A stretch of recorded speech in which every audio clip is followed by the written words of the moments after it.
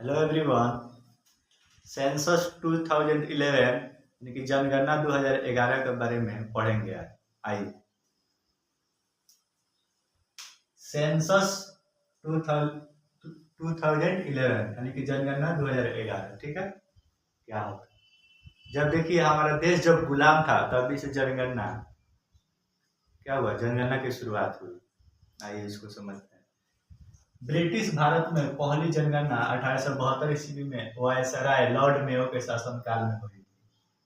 ठीक है, जब देश गुलाम था यानी कि अंग्रेजों का जब राज चल रहा था तब से जनगणना की शुरुआत होती है।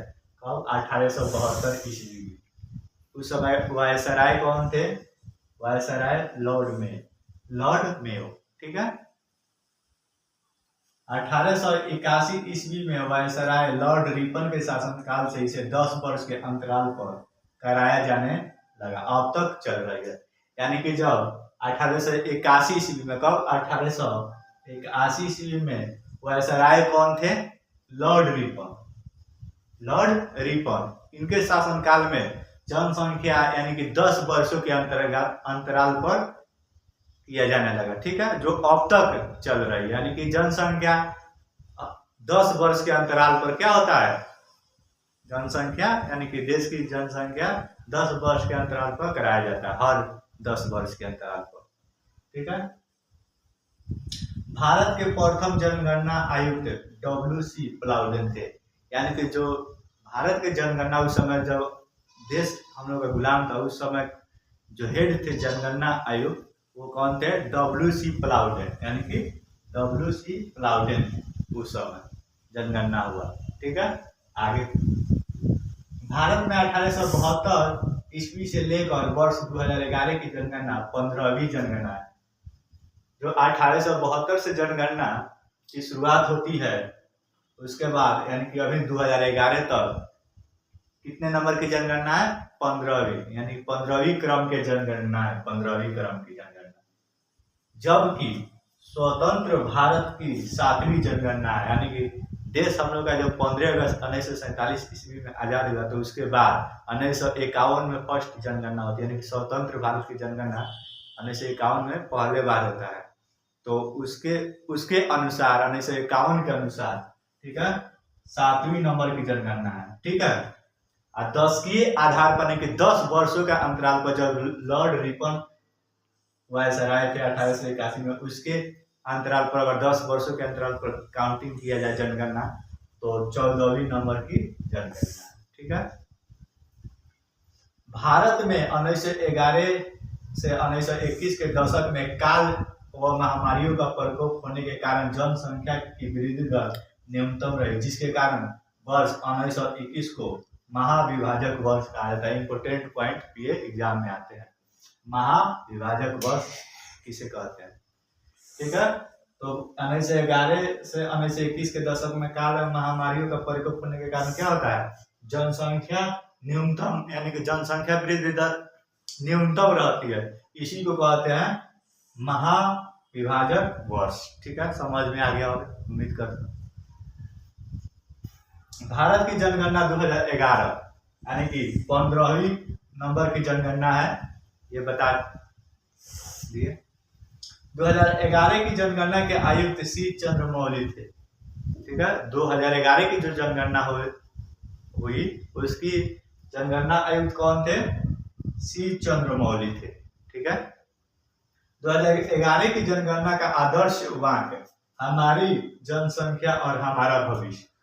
ठीक है, जो 2011 की जनगणना का आदर्श वाक्य था वो हमारी जनसंख्या और हमारा भविष्य था। ठीक है, हमारी जनसंख्या और हमारा भविष्य। इंपोर्टेंट पॉइंट ये पूछता है क्वेश्चन।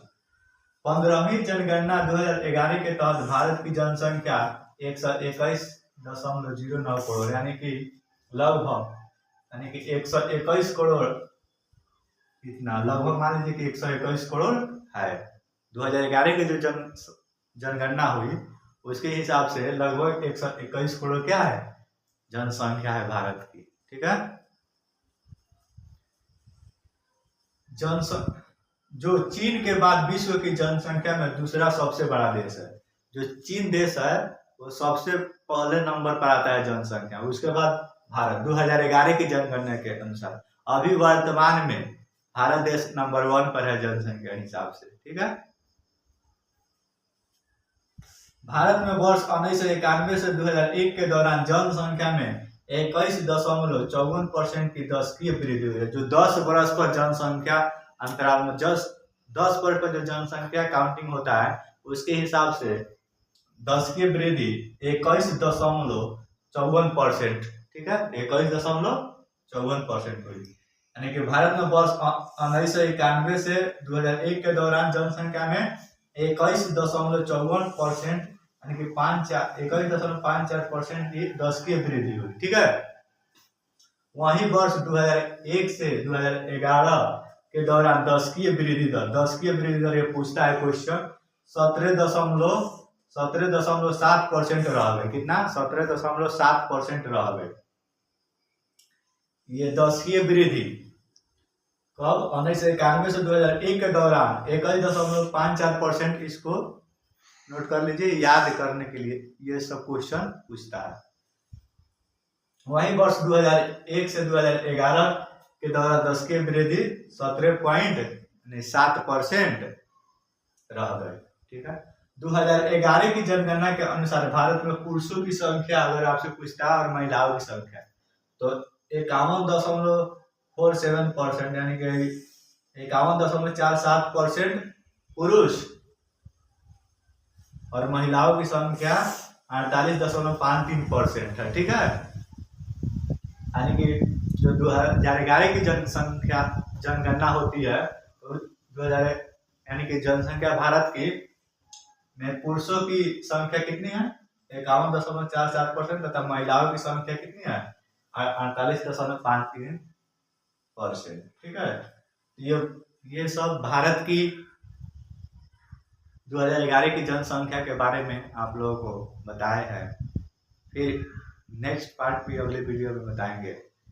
अगर आप लोगों को ये वीडियो अच्छा लगा होगा तो लाइक, चैनल को सब्सक्राइब और शेयर कीजिएगा, ठीक है। Thank you.